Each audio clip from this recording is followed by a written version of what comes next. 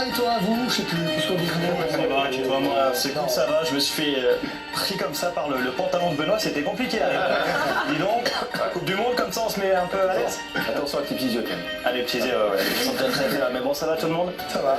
Ça va, bon, ça y est, la Coupe du Monde s'est lancée ce week-end. Enfin, ma copine m'a retrouvé sur le canapé à 3h du matin en train de regarder Corée du Sud-Tchéquie. J'ai senti un regard de mépris quand même venant d'elle. Je sais pas si le pot de glace sur le ventre a amplifié et rendu ce regard encore plus violent, mais je sens qu'elle a remis un peu sa vie en question. Je m'en fous, il va falloir qu'elle s'habitue à ce corps torse nu face au ventilo, en train de regarder sur des buts de joueurs que je connaissais pas il y a encore une semaine, c'est magnifique. Parce que la Coupe du Monde, c'est une compétition à part, c'est comme ça, voilà, c'est le très haut niveau sur 5 semaines, c'est 48 équipes, j'explique pour Jérôme, hein. Voilà, parce qu'il est déjà allé à un mondial, mais c'était un mondial relais, donc je suis pas sûr que ça marche dans le palmarès. C'est le pire. Tu sais qu'il est sur une pogne, il a une main énorme. Hein. C'est vrai, Ouais. il a une très belle main. Mais c'est vrai.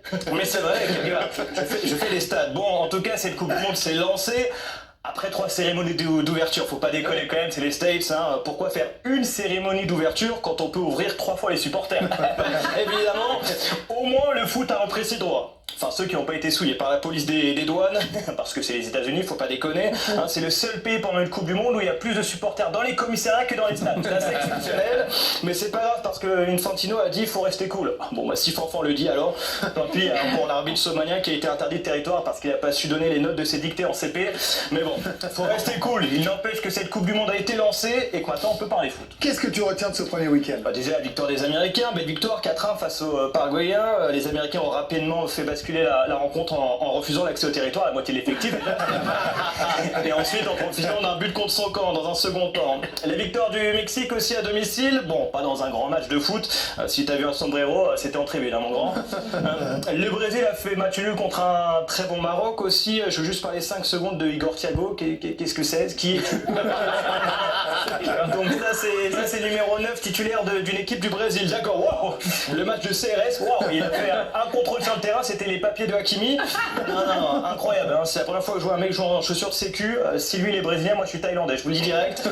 Je me demande vraiment ce qu'a vu Ancelotti à l'entraînement quand même, parce qu'on dirait un joueur de padel qui essaye de se mettre au football, c'est assez perturbant. Le mec a mis 22 buts en première ligue, je suis allé voir, mais est-ce que quelqu'un a vraiment regardé les matchs? Parce que, est-ce qu'on a vérifié la stat? Est-ce que les gens regardent Brentford? Bon, en tout cas, si le Brésil gagne avec ce gars titulaire, j'arrête un peu de réfléchir au foot. L'humiliation du week-end, maintenant, n'a pas eu lieu dans une émission de Hanouna, étonnamment, mais avec l'Allemagne qui a giflé le Curaçao 7-1. Bon, le plus fou, ça reste quand même le Curaçao qui a mis un but, bravo. L'équipe de France joue demain, toi? Ouais, le stress commence à monter, ça y est, les Bleus vont jouer les champions d'Afrique, le Sénégal, pas vraiment champion d'Afrique, mais qui ont gagné la CAN, mais qui l'ont pas vraiment gagné parce que finalement le Maroc a gagné, mais finalement eux ont 2 étoiles.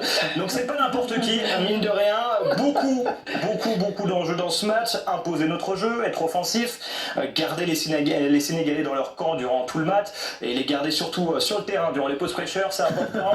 Et puis je sens que les Français sont prêts, en tout cas quand je vois la préparation de Mbappé, déjà tu sens qu'il a pris ça au sérieux. Voilà, moi je suis pas du tout inquiet, tout le monde voit un Kylian détendu, c'est bien. Moi je vois surtout un Kylian qui s'est servi dans la penderie de Djibril. Hein. Mais c'est pas grave. J'ai hâte de regarder ce match en tout cas. En plus, je sais pas si vous avez vu ce qu'a mis en place la BBC, une expérience 3D qui te permet de vivre le match comme si tu étais sur le terrain. Voilà, je peux te dire que ça change complètement la compétition de Lucas Digne. Hein. Il va avoir l'impression de jouer le match, c'est super pour lui. Allez. Merci Tom. Dimanche et puis après tous les 2 jours pendant cette Coupe du Monde dans le